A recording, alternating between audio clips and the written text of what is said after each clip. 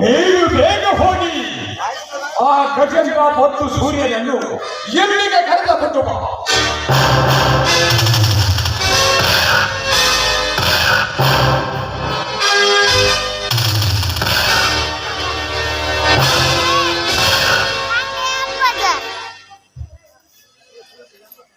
ರಾಜ ನೋಡಿ, ಈ ಜನ ಕಾಂಚನಕ್ಕೆ ಬೆಲೆ ಕಟ್ಟಬಹುದು, ಆದರೆ ಈ ಕಾಂಚನನಿಗೆ ಬೆಲೆ ಕಟ್ಟಲು ಸಾಧ್ಯವಿಲ್ಲ.